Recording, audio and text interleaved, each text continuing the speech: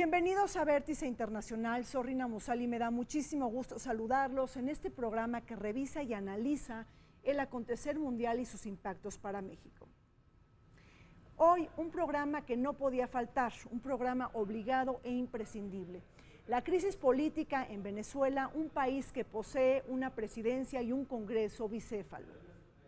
En este contexto nos preguntamos sobre los divisores geopolíticos entre Estados Unidos y Rusia en torno a Venezuela. Los divisores y las fragmentaciones de posiciones y posturas de América Latina frente al conflicto, así como la propuesta de México y Uruguay para favorecer un diálogo nacional. Les pido por favor que me acompañen.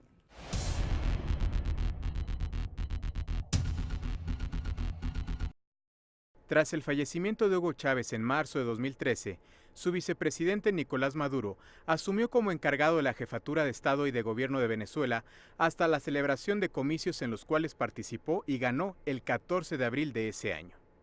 El 6 de diciembre de 2015, ante el descontento por la severa crisis económica de Venezuela, la oposición consiguió un histórico triunfo en las elecciones parlamentarias de la Asamblea Nacional por los siguientes 5 años.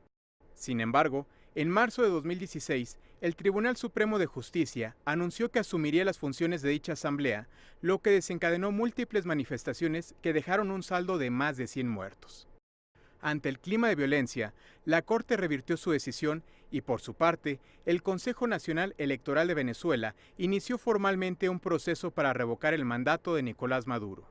La demanda, al ser desechada por 6 tribunales penales inferiores, generó que la oposición convocara a un movimiento de protesta denunciando que Venezuela se había convertido en una dictadura. El 20 de mayo de 2018, en una jornada con baja participación y acusaciones de sus adversarios, Nicolás Maduro ganó la reelección presidencial con un amplio margen. Meses después, el 23 de enero de 2019, el diputado Juan Guaidó, líder del Congreso controlado por la oposición, se declaró presidente encargado de Venezuela, acción que llevó a ser reconocido inmediatamente por varias naciones del continente. Ante lo que calificó como un intento de golpe de Estado, Nicolás Maduro rompió relaciones con el gobierno de Estados Unidos, exigiendo la salida de sus diplomáticos en un plazo no mayor a 72 horas.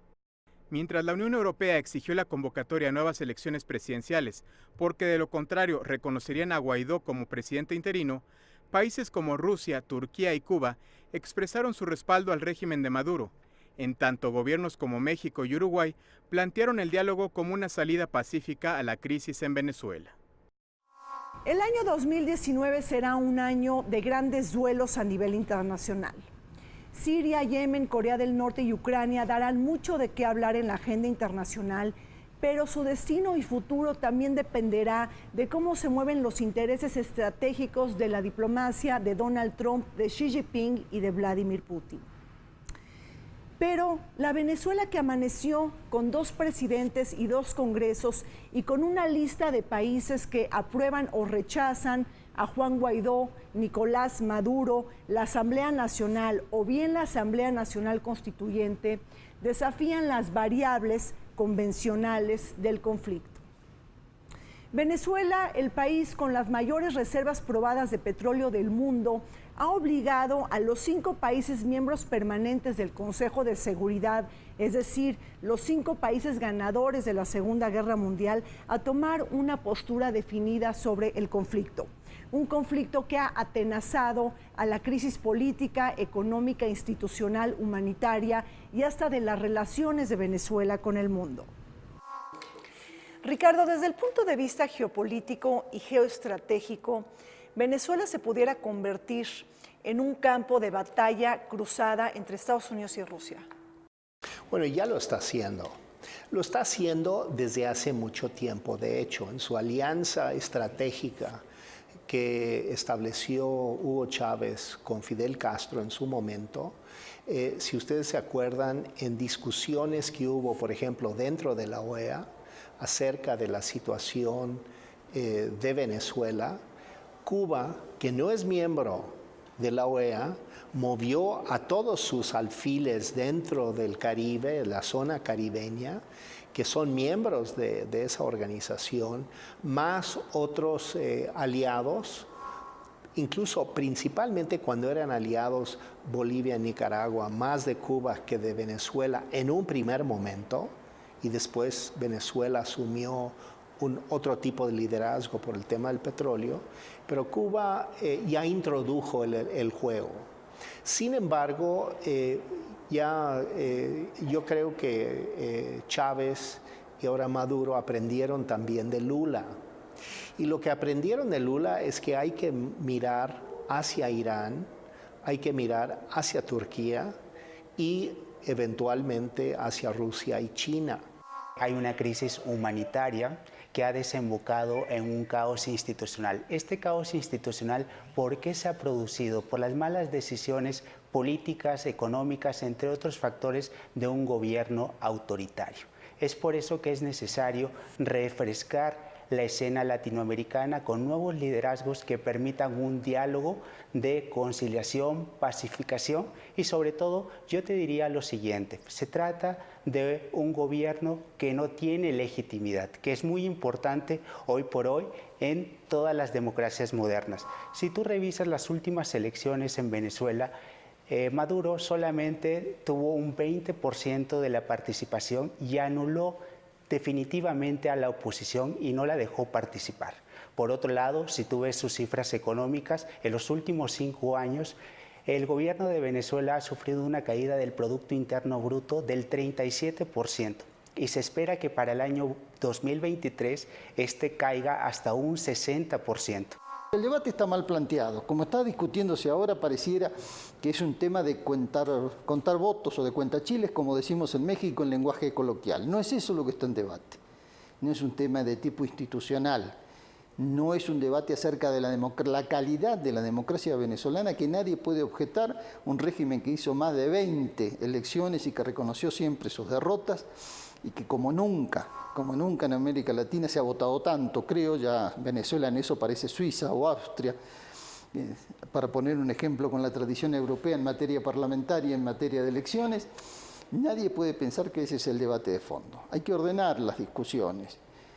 Se trata de una maniobra conspirativa, claramente conspirativa, que tiene 2 puntas fundamentales, 2 soportes fundamentales. Uno es la oligarquía interna venezolana, la derecha venezolana en todos sus matices.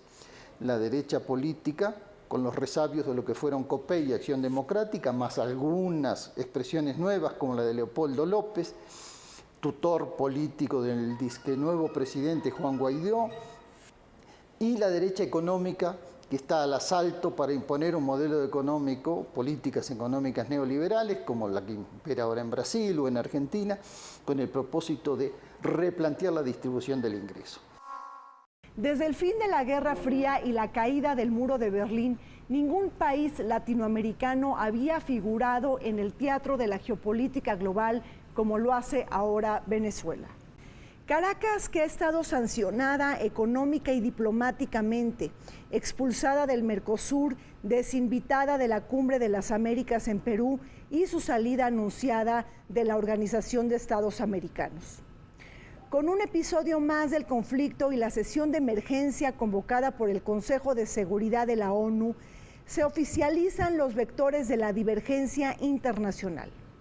Mientras que Rusia y China se han pronunciado abiertamente del lado de Nicolás Maduro, Estados Unidos lo ha hecho del bando contrario y Francia y Reino Unido llamaron a celebrar elecciones en Venezuela, de lo contrario reconocerían a Juan Guaidó. Precisamente el mundo vive afligido por la política de la no cooperación en el seno del Consejo de Seguridad y de un déficit unificador en la máxima instancia de seguridad multilateral. No se contó con una sola voz en Irak ni en Siria y ahora Venezuela se apunta en la órbita de las grandes potencias centrales. Un juego, por cierto, muy peligroso para América Latina. Lo que tiene de desventaja Venezuela con relación a Siria es la distancia geográfica, sin embargo. Prácticamente podríamos decir que no vamos a ver, creo, tropas oficialmente rusas en Venezuela. Están hablando de muchos mercenarios rusos en Venezuela, pero no tropas, no la Fuerza Aérea rusa en Venezuela como lo estamos viendo hoy en Siria. El tema geográfico es real, las distancias son reales y eso complica muchísimo las posibilidades de maniobra de las potencias. Pero de que se están moviendo, por supuesto, y están tratando de defender intereses.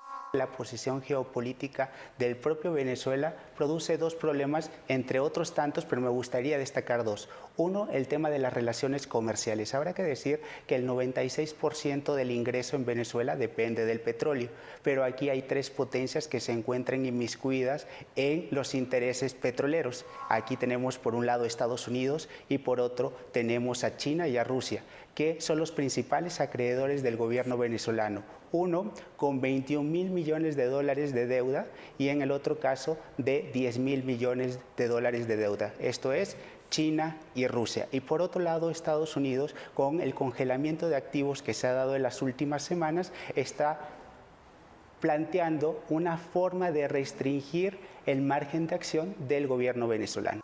Lo que está en juego en Venezuela es el control de la segunda reserva petrolera más grande del mundo y de una de las reservas gasíferas más importantes del planeta, junto con las que tiene Rusia, que también es un gran productor de petróleo, pero que es un gran productor de gas sobre todo y alimenta a la Europa occidental. La estrategia de Estados Unidos, canallesca como siempre, la naturaleza misma del imperialismo es así, no podemos esperar otra cosa, es tomar la bandera de la institucionalidad democrática y de un supuesto fraude de mayo del año pasado, cuando fue elegido democráticamente el presidente Nicolás Maduro, fraude que no existió, dicha sea de paso, tomar esa bandera, hackear a Venezuela y asegurar el ingreso de compañías petroleras muy importantes de Estados Unidos y de otras empresas occidentales como la British y empresas también holandesas que están interesadas en el negocio para apoderarse de la reserva petrolera. La crisis política en Venezuela augura mayores tensiones en la relación Moscú y Washington. Una cortapisa que dificulta más la cooperación y que intensifica las alarmas de la inseguridad global. Agregar otro ingrediente al paquete de desavenencias entre Estados Unidos y Rusia resulta impetuoso cuando hoy se atestigua la relación bilateral cabizbaja y desangelada, la más fría desde el fin de la Guerra Fría. Ahí se coloca la anexión de Crimea por parte de Rusia en 2014, el apoyo del Kremlin a las provincias independentistas de Donetsk y Lugansk en Ucrania, la expulsión de Moscú del G8, el abandono de Estados Unidos del Tratado de Misiles de Corto y Medio Alcance con Rusia y el incidente naval en el mar Azov, el evento más reciente que alimentó la cancelación de la cumbre Trump-Putin en el marco del G20 en Argentina. Toda una dinámica trastocada por la intervención rusa en las elecciones presidenciales de Estados Unidos. Un Kremlin que bajo la divisa del recelo busca un nuevo acomodo en las relaciones internacionales. Pero ¿cómo jugará Vladimir Putin la carta venezolana frente a Donald Trump?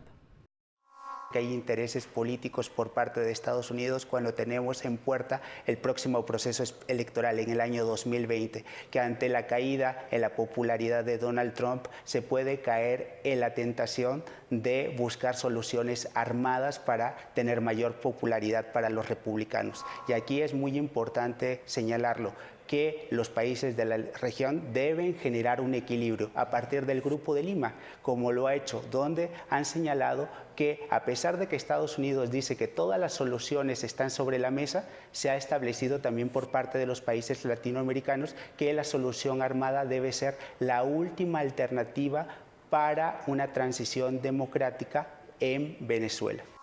Trump opta por replegarse en algunas zonas de alto conflicto.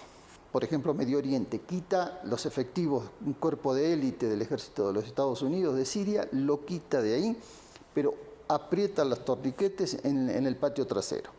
Es curioso, no es curioso, ni es casual que después que anuncia hace 2 meses el retiro de Siria y el abandono de algunos frentes de alto conflicto como Afganistán, donde también retiró unidades de élite, y se centre ahora duramente en el patio trasero.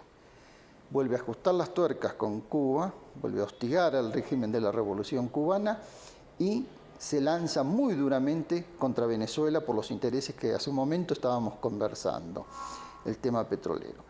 Rusia no puede disputar en esta zona del mundo la hegemonía con Estados Unidos de la misma manera en que lo puede hacer en Asia, por ejemplo, o en Oriente Medio. No puede por razones obvias, hay un acuerdo tácito entre potencias que viene de la época en que existía la Unión Soviética, pero sí procura balancear la relación de fuerzas a nivel internacional.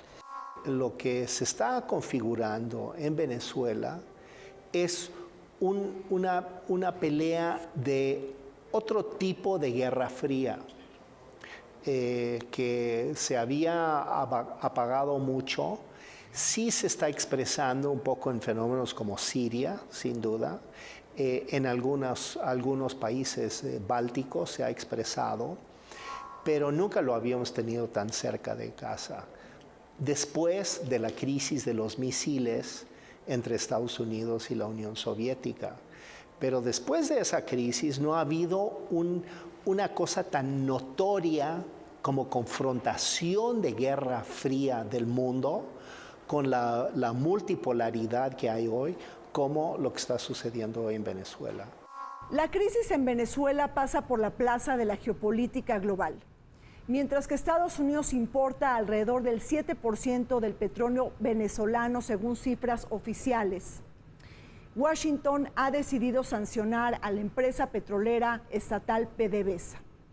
Sin embargo, Rusia y China destilan una serie de intereses políticos, económicos, comerciales y hasta militares en Venezuela.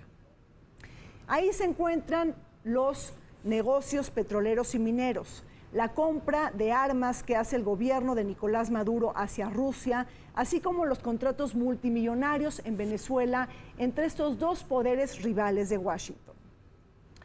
Pero cabe la pregunta, ante las crecientes tensiones entre Rusia y China, que se han visibilizado con mayor ímpetu en la segunda década del siglo XXI, ¿podrán estos dos países generar una batalla indirecta en un tercer país ajeno, es decir, en Venezuela?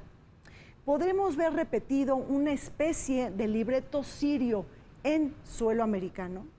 Ya pasamos esta época de la Guerra Fría donde simplemente era una contraposición de ideologías. Hoy por hoy encontramos relaciones comerciales que necesariamente requerirán un acuerdo entre las partes. Por un lado, si se mantiene el gobierno de Maduro, pues Estados Unidos pedirá prevalecer sus intereses. Por otro lado, Rusia y China, que solicitarán en un cambio de régimen hacia el reconocimiento del gobierno del señor Guaidó, que sus intereses, que su deuda sea pagada, recordando que con China se tiene una deuda de 21.000 millones de dólares y con Rusia de 10.000 millones de dólares. Entonces, en este sentido, habrá que decir que las riquezas no solamente pasan por el petróleo, por las armas, sino también pasan por temas tan importantes como el oro, diamantes, que son cuestiones que se encuentran dentro de esta propia escena en un país que es rico en recursos naturales.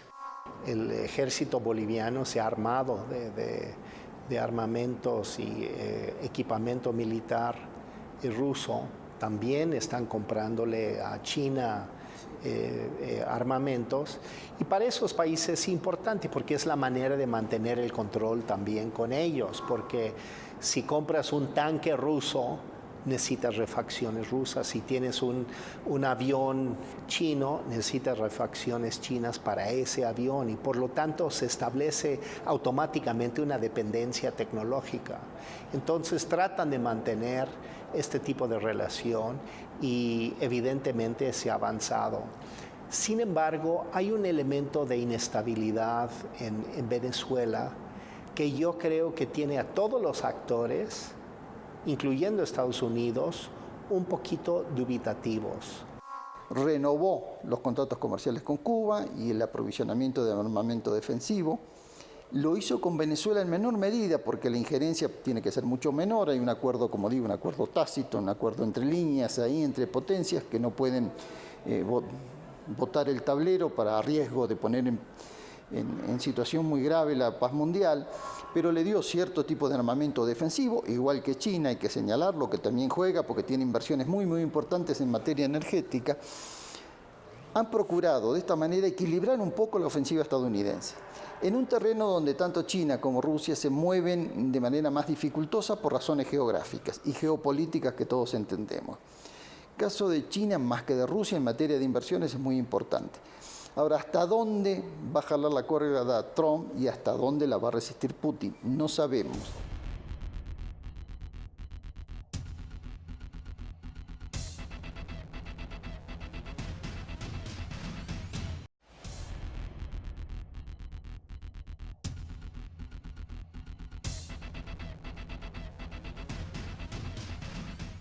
América Latina camina dispar y heterogénea a la hora de definirse sobre el conflicto político en Venezuela. Aun cuando Luis Almagro ha hecho todo lo posible para encontrar posiciones unificadoras, la fragmentación ha sido la divisa que se ha tejido en el seno de la Organización de Estados Americanos, pues en muchas ocasiones la afinidad política e ideológica pesa en la manera de cómo se despliega la política exterior en América Latina y también en materia de pragmatismo económico, porque precisamente Estados Unidos está pagando muy caro la factura de su indiferencia hacia los países del Caribe, un vacío que en su momento llenó con toda astucia Hugo Chávez de Venezuela. Por otro lado, resulta muy sintomático que en la sesión extraordinaria de la OEA, de 34 países que conforman esta organización interamericana, solamente 16 hayan reconocido al gobierno interino de Juan Guaidó en Venezuela, es decir, menos de la mitad. En otras palabras, los 18 países restantes que no le quisieron dar un cheque en blanco a Donald Trump, sobre todo por una historia de Estados Unidos de intervenciones militares en nuestra región. Ahí están los golpes militares que Estados Unidos apadrinó en Guatemala, en Chile y también en República Dominicana, entre muchos otros. Lo de la OEA es lamentable. Digo, nunca se pudo esperar mucho de la OEA por razones obvias. Todos sabemos que eran, como dijo alguna vez aquel diplomático cubano, Raúl Alarcón, es el Departamento de Colonias de los Estados Unidos, ¿no? Es la prolongación, el brazo político latinoamericano del Departamento de Estado. Pero pudo haber tenido una posición un poquito con mayor entereza. Pensemos que Luis Almagro, al que tú mencionabas, Luis Almagro fue integrante del Frente Amplio y fue ministro de Relaciones Exteriores del presidente José Mujica. ¿Cómo se explica que en pocos meses, en un año, este hombre haya volteado completamente lo que fue su convicción de la centroizquierda, del progresismo, por llamarlo de alguna manera, haya volteado eso y ahora esté llamando directamente casi a la invasión de Venezuela? Lo de OEA es lamentable y yo diría que mejor no esperemos nada. Esta crisis es aguda, profunda y que según el Consejo de Refugiados noruego señala que la crisis humanitaria que se vive en Venezuela es comparable con la de países africanos. Te diría Etiopía, Nigeria, República del Congo, lo cual te da una visión general de lo que está ocurriendo hoy en Venezuela. Por tanto, tienes un conflicto que ha superado las fronteras, que se ha desbordado y que se ha vuelto totalmente inmanejable. Por tanto, ¿qué se requiere el día de hoy? No solamente es un conflicto, algunos dirían, es un conflicto de interpretación de la ley. ¿Quién gobierna, quién no gobierna, quién es el presidente legítimo o quién no lo es? Pero aquí es un problema mucho más profundo, un problema donde las garantías individuales han sido socavadas totalmente y la democracia está herida de muerte. Lo que cambió todo fue la asunción de Maduro, la toma de posesión de Maduro, del segundo mandato recientemente, y esto lo que permitió era entonces que la oposición venezolana pudiera, con un fundamento legal, articular una unión de toda la oposición. Y esto es muy importante, porque eso le dio legalidad a su posicionamiento. Y al tener un posicionamiento legal, avalado constitucionalmente, es lo que le permite a todos los países decir, pues él es. La Unión Europea lo dice porque dicen, bueno, todos no reconocimos el resultado de las elecciones. La Asamblea Nacional, electa por voto popular, declara que hay una ausencia definitiva del presidente y que por lo tanto, según la Constitución venezolana, el presidente de la Asamblea Nacional asume el papel de presidente interino. Entonces, esto es un cambio radical en la situación política. El Grupo de Lima se reunió en Ottawa el pasado 4 de febrero para discutir la crisis en Venezuela. Una crisis política que asfixia al país bajo los contextos de la hiperinflación, escasez de alimentos y medicinas, tragedia humanitaria y violaciones a los derechos humanos. Con mayores tasas de violencia y un ambiente de protestas sociales, también se ha registrado un flujo de desplazamiento humano muy alarmante. Más de 3 millones de venezolanos huyen para tocar las puertas de países vecinos y aledaños. La crisis en Venezuela no debe considerarse aislada o focalizada, todo lo contrario. Sus efectos y consecuencias son desbordantes de las fronteras para una región que padece el declive en los precios internacionales de las materias primas. Recordemos que fue el Grupo de Lima quien desconoció los resultados electorales del pasado 20 de mayo, habiendo denunciado irregularidades, falta de participación de observadores independientes y elecciones organizadas por el Tribunal Electoral, mismo que es un órgano a modo del gobierno madurista. La geopolítica también llega a América Latina con las divergencias entre México y Brasil, los dos países rivales, la primera y la segunda economía de América Latina. Un Brasil que apoya a Juan Guaidó y un México que no busca desconocer el gobierno de Nicolás Maduro. Ahí, ¿cómo estás mirando esta rivalidad entre las dos grandes potencias de América Latina? Lo de Brasil no sé, porque me parece que Bolsonaro es como un presidente que expresa muy ideológicamente su postura antichavista, anticubana y demás, y entonces pues no es sorprendente que no resuelva apoyar en nada al gobierno de Maduro, pero están siendo muy presionados por el tema de los migrantes, ¿no? Entonces esto sí está generando un problema social dentro de Brasil, cosa que no tenemos en México. El tema de las migraciones, como todas las migraciones, las políticas, las económicas, las climáticas, como dicen algunos, un tema que está muy de moda ahora y con razón además, tiene dos caras fundamentales. La humanitaria, lo estamos viviendo en México con los centroamericanos que huyen de la pobreza y de la violencia de América Central y cruzan nuestro territorio para ingresar a Estados Unidos. Es un tema que conocemos muy bien. El otro tema en materia migratoria, que es sumamente delicado, es la cuestión de seguridad que se le plantea a los países por donde atraviesan el migrante que deja su país, su territorio de origen. En ese sentido ha habido también un manejo bastante deshonesto, bastante oportunista, porque todos los países que han sido receptores, el caso de Colombia, el caso de Ecuador, el caso de Perú, Argentina, que tiene ya una comunidad venezolana importante, no de ahora, no por este exilio a raíz de la crisis económica de Venezuela, sino porque en otras épocas iban muchos muchachos estudiantes y gente que iba a hacer inversiones y se quedaban. Están usando la presencia de ciudadanos venezolanos como una forma de armar un gran batifondo internacional, de darles un espacio más allá de lo que exige el trato humanitario a cualquier migrante, con el propósito de descalificar en otro terreno más y una vez más al régimen de la Revolución Bolivariana. Tenemos una crisis migratoria que ha sido denominada como el éxodo venezolano. Pero hoy por hoy, con las circunstancias, con el panorama político que se encuentra hoy por hoy, romper relaciones con el gobierno venezolano haría solamente estallar una situación de una migración violenta, por un lado, e ilegal.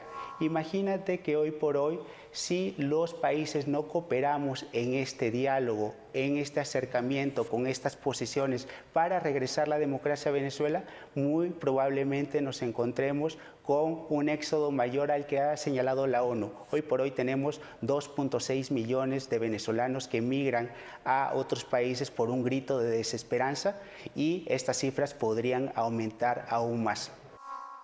Dentro de los parámetros latinoamericanos preocupa mucho el nivel de militarización de Venezuela y el aumento del poder político del ejército.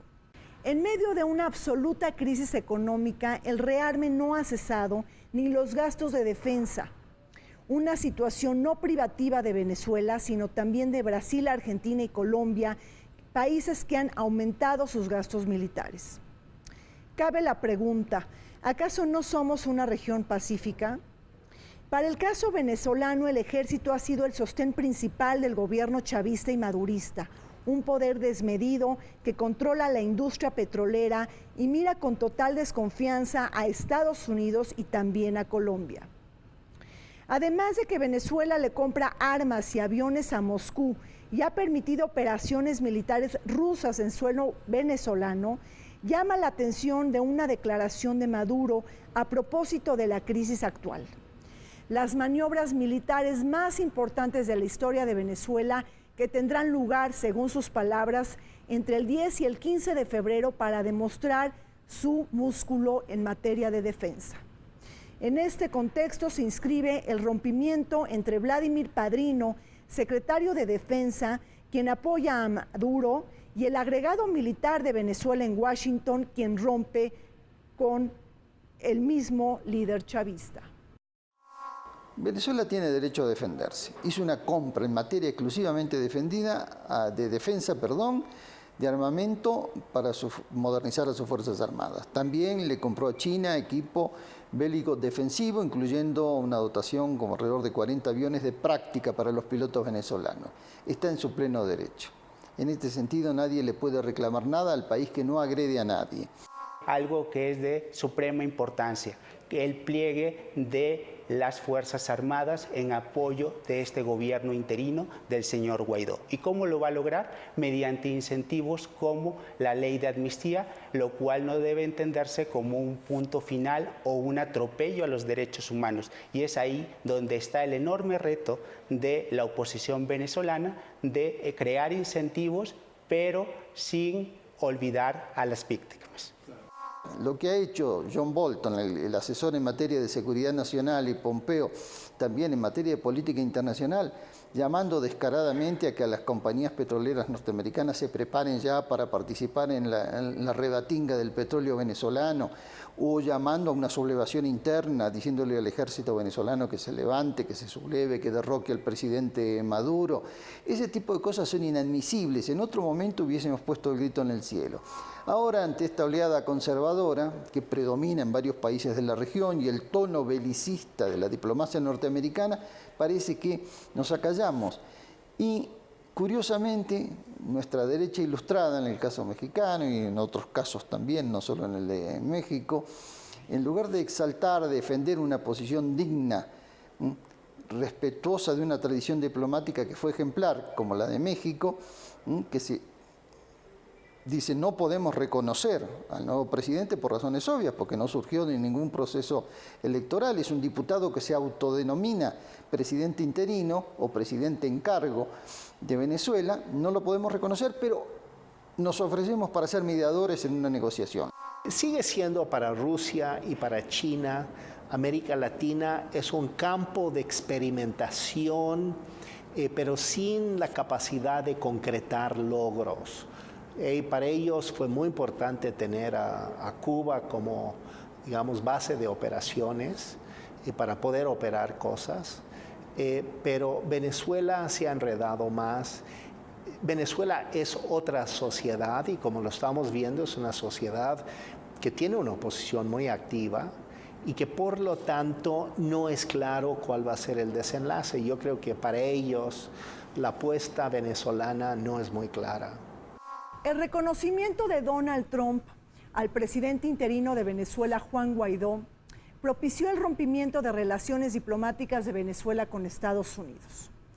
Fue Maduro quien señaló que rompía relaciones, que se debía de cerrar la embajada de Venezuela en Washington, así como los consulados que hay de Venezuela en la Unión Americana. Sin embargo, Mike Pompeo fue muy enfático al señalar que Nicolás Maduro no tiene la autoridad para desconocer y para romper relaciones diplomáticas con Washington. Y es que este es un tema importante que debemos de estar pendientes, porque en América Latina, frente al conflicto en Venezuela, vimos también y atestiguamos a principios de este año, en el momento en que juramentó Nicolás Maduro su segundo mandato, que Paraguay, en manos del presidente Mario Abdo Benítez, rompió relaciones diplomáticas con Venezuela. Pero también ya se venía acarreando un conflicto diplomático entre Venezuela y Panamá, que rompieron relaciones diplomáticas en el 2018. El presidente Mauricio Macri el día de ayer acaba de recibir a una persona que nadie conoce, que se dice embajadora autodesignada de Venezuela en Argentina. Una persona que nadie tenía el gusto de conocerlo. Él lo recibe, el presidente Macri recibe a esta persona en la Casa Rosada, en la Casa de Gobierno de Argentina, y le da el reconocimiento oficial como embajadora. Y al mismo tiempo le pide a la comunidad venezolana residente en Argentina que resista, que se prepare para la lucha y para derrocar al gobierno del presidente Maduro. Esto es injerencismo por donde lo veamos, y es un uso demagógico y tramposo del tema migratorio que al que no debemos prestarnos. Como decíamos, si el debate de origen era falso, esto es aún más falso todavía. Nadie nos conviene que no existan relaciones diplomáticas con el vecino país de Venezuela, que esto es lo que ha ocurrido en los últimos días, donde se ha ordenado la expulsión del personal diplomático de Estados Unidos en Venezuela, pero que esto no pasó de una simple amenaza, porque finalmente lo que se requiere es establecer oficinas de intereses, como se ha llamado hoy por hoy, porque recordemos que hay relaciones comerciales que todavía se mantienen y que no se detienen a pesar del cambio de régimen, como es el caso del petróleo, donde Estados Unidos necesariamente necesitará dialogar con Venezuela. Hay que decir que el gobierno de Trump, para no ir más atrás, ha sido un desdén absoluto. No han tenido ningún interés, ninguna política, es completamente retórica. Y en eso, ese espacio ha sido muy ocupado por Venezuela, por el dinero venezolano en su época, pero sigue teniendo influencia Cuba.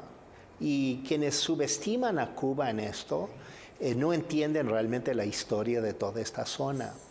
El Caribe tiene hegemonía cubana y han tenido hegemonía cubana durante muchos años. Y todos esos países votan en Naciones Unidas, en la OEA, como bloque con lo que dice Cuba. Si Estados Unidos opta por una ofensiva sostenida contra Venezuela, que ya lo es, pero pasando al terreno militar incluso o al de sabotaje interno, apretar las condiciones del cerco económico, que es el que está provocando esta inflación sideral que tiene Venezuela. También eso tampoco se dice, ¿verdad?, que la inflación y la escasez proviene del sabotaje que realizan los grandes empresarios internos y que realizan las compañías transnacionales. Si eso ocurriera, tal vez Putin no pueda pasar, por las razones que mencionamos, de una cuestión declamativa, muy firme, muy sostenida, pero no le dé para intervenir de otra manera.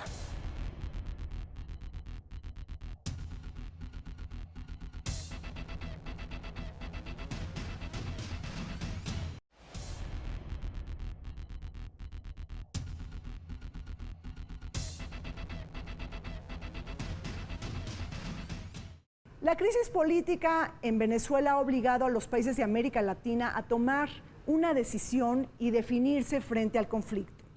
Bajo el nuevo gobierno del presidente Andrés Manuel López Obrador, lo que estamos atestiguando es un cambio en materia de política exterior, sobre todo que contrasta con este papel tan activo en épocas del sexenio de Enrique Peña Nieto, sobre todo en los últimos años, que fue sumamente dinámico como país líder del Grupo de Lima. La posición de México ha sido clara y simple. México no desconocerá el gobierno de Nicolás Maduro ni romperá relaciones diplomáticas con Venezuela. Todo lo contrario, toma una posición de neutralidad, convoca al diálogo en conjunto con Uruguay y Naciones Unidas. Resulta sintomático el acercamiento de México con Uruguay, un país gobernado por una izquierda moderada en manos de Tabaré Vázquez, pero que habrá elecciones en el segundo semestre del 2019 y que nadie asegura la reelección del Frente Amplio, porque ahí hay una figura que está destacando en el escenario político uruguayo y en manos del Partido Nacional, Luis Lacalle Pou. Debemos reivindicar en este momento la posición de Uruguay, del gobierno del Frente Amplio, del gobierno del presidente Tabaré Vázquez y del gobierno de López Obrador en México. Las únicas, yo diría, hay que decirlo con todas las palabras y sostenerlo todas las veces que sea necesario, las únicas posiciones realmente dignas y respetuosas de la soberanía de los países que se dio en este momento en América Latina. Pensemos el papel triste de Brasil, de Perú, de Chile, de Argentina, de Colombia, etcétera. No vale la pena nombrarlos a todos, poniendo aparte también el caso de Cuba, que fueron al pie, como se dice en lenguaje coloquial, fueron al pie de la posición del Departamento de Estado y se apresuraron a reconocer al presidente golpista Juan Guaidó. En este sentido, creo que México vuelve por sus fueros y enhorabuena y debemos celebrarlo. Uruguay retoma también una tradición muy limpia que tuvo en otras épocas de no intervención y de solución pacífica de los conflictos.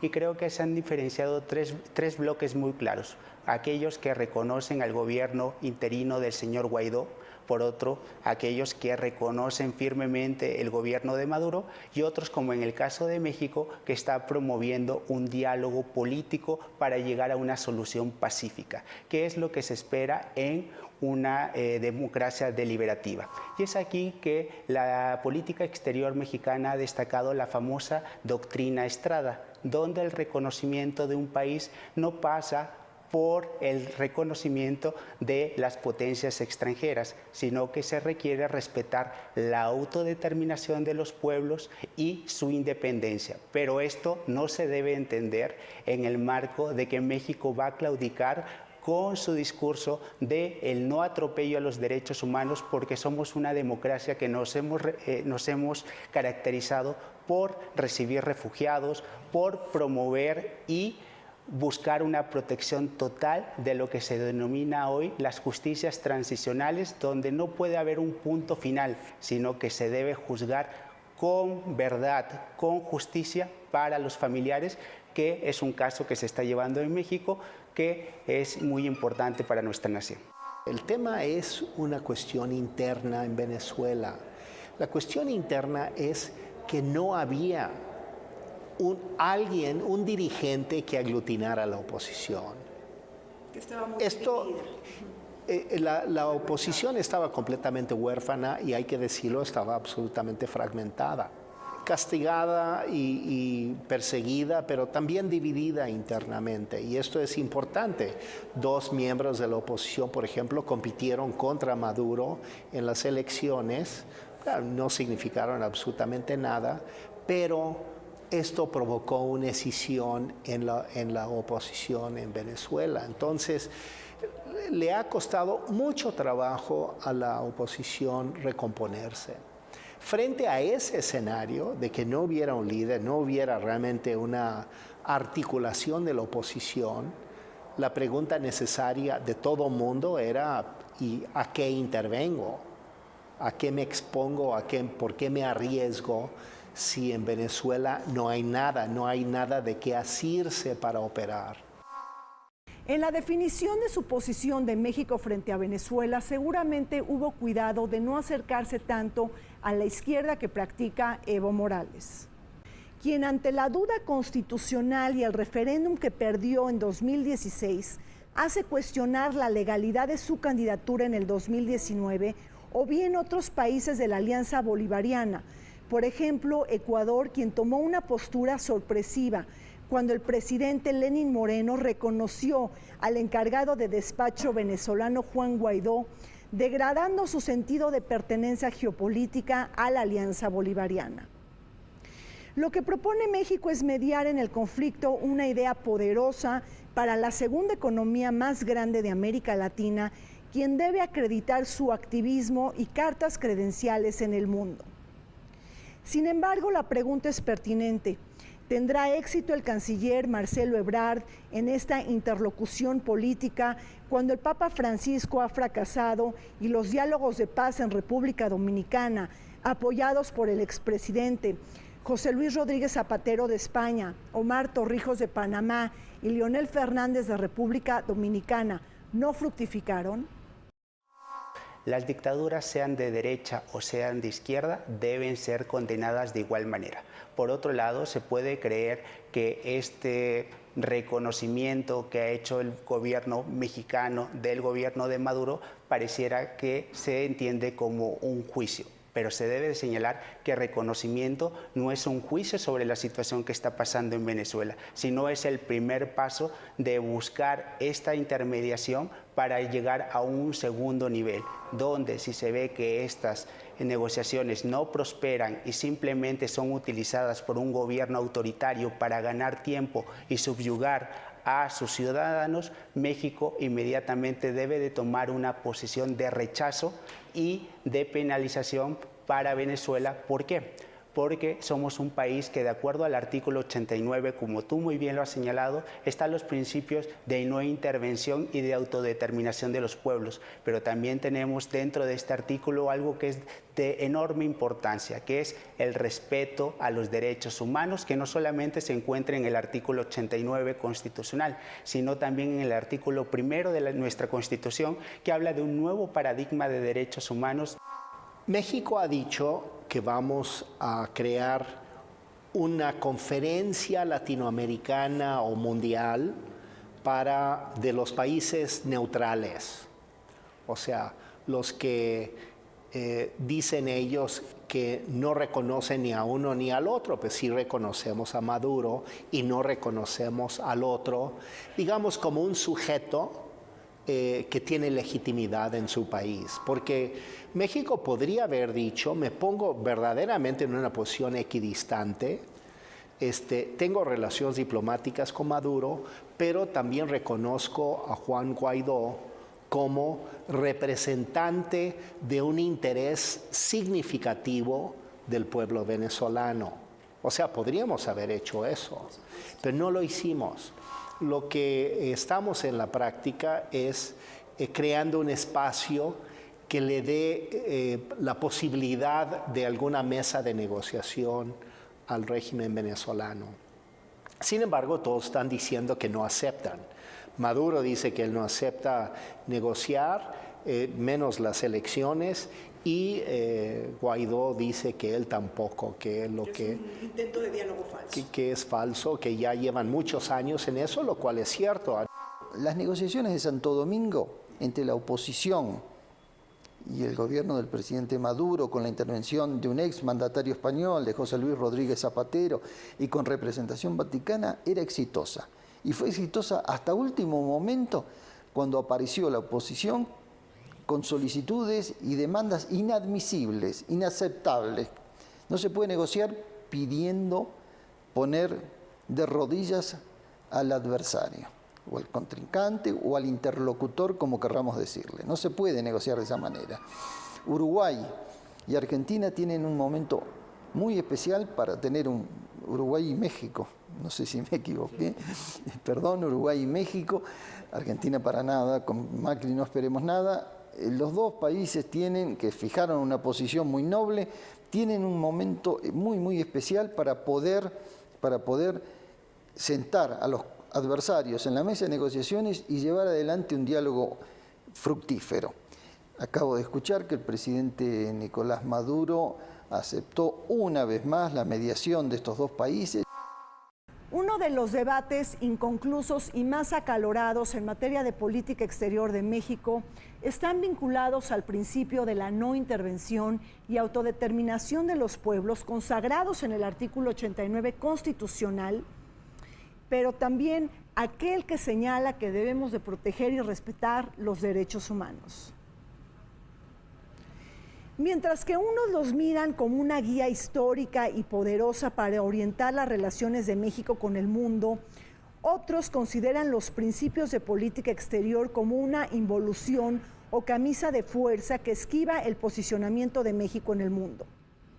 Recordemos que la política exterior de Andrés Manuel López Obrador está inspirada en el prestigio diplomático que nuestro país consiguió en épocas del milagro mexicano.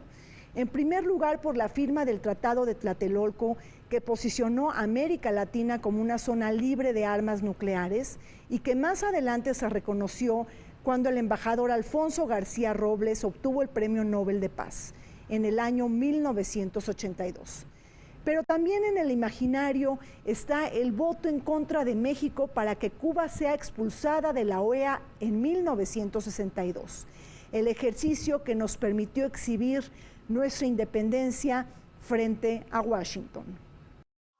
México ha dicho que quería tomar una posición neutral, declarando, creo que equivocadamente, la política de la no intervención. Finalmente, yo pienso que la política de la no intervención es otra forma de intervenir.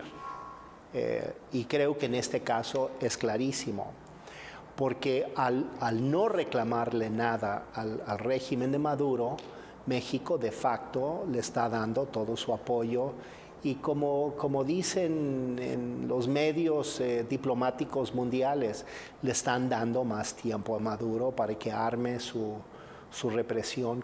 Mira, para poder entender la doctrina Estrada, la tenemos que entender en contraposición de la doctrina Tovar. Son dos claras doctrinas donde se señala que los intereses de las potencias no tienen que tener injerencia en la autodeterminación de los pueblos. En el caso de la doctrina Estrada señala que la legitimidad de un gobierno no pasa por el reconocimiento de potencias extranjeras, mientras que la doctrina Tovar señala totalmente lo contrario. Hoy por hoy es necesario establecer límites al intervencionismo, porque si bien nos encontramos en un mundo globalizado, lo importante es generar los canales de comunicación para que se puedan llevar a cabo las soluciones pacíficas, que esto es lo primero que se espera. Pero también se cuentan con otros elementos, como los hemos visto en los últimos días: sanciones económicas, congelamiento de bienes y sobre todo el reconocimiento de la comunidad internacional, que al final del día, por más de tratarse de un gobierno autoritario, tendrá que ceder ante este tipo de presiones y sobre todo en el plano interno también la oposición tendrá que jugar un papel muy importante en Venezuela.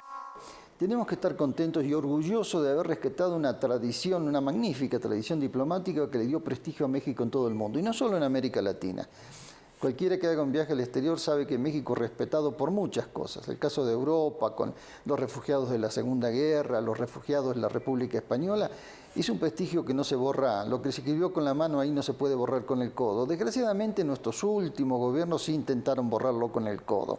Lo de Luis Videgaray durante la administración pasada, dirigiendo el Grupo de Lima, fue bochornoso, fue lamentable. Y es lamentable el papel de algunos escribas, de algunos letrados de nuestra derecha política y académica, que descubren abochornados que nos estamos perdiendo espacio porque la posición que el gobierno del presidente López Obrador ha tomado frente a la crisis venezolana nos retasea campo de maniobra, sobre todo en el área iberoamericana. Es muy triste ver que gente de buena formación académica, que pasó por el servicio público, como el ex canciller Castañeda Gutmann, dice que estamos echando por la borda la posibilidad de ayudar a contribuir a derrocar al régimen dictatorial del presidente Maduro. México enfrenta una oportunidad histórica para anotar un gol diplomático de cara al conflicto venezolano. Una tarea que se antoja difícil y que no será nada fácil, sobre todo por las tensiones tan crispantes entre las potencias centrales y los divisores y divergencias en América Latina. Aunque Nicolás Maduro recibió con manos abiertas la propuesta de México y Uruguay para iniciar un diálogo, Juan Guaidó, el presidente interino, desestimó este esfuerzo por considerarlo un intento de diálogo falso. Sin embargo, para México debemos de tomar una posición en materia de política exterior bien pensada sobre Venezuela. Primero, una política exterior que refleje nuestros atributos y credenciales en la región y en el mundo, que considere los principios de política exterior porque han sido un marco de referencia histórico importante, pero también tiene que haber pragmatismo a la hora de la toma de decisiones. Sobre todo porque es necesaria una visión retrospectiva, introspectiva y prospectiva de la política exterior y una propuesta para nadar en este mundo tan convulso en el siglo XXI. No se espera una resolución pacífica y pronta. Me gustaría ser optimista y decirte que se tratará de un simple desencuentro de posiciones y que habrá una salida negociada. Pero lamentablemente esto parece no ser así.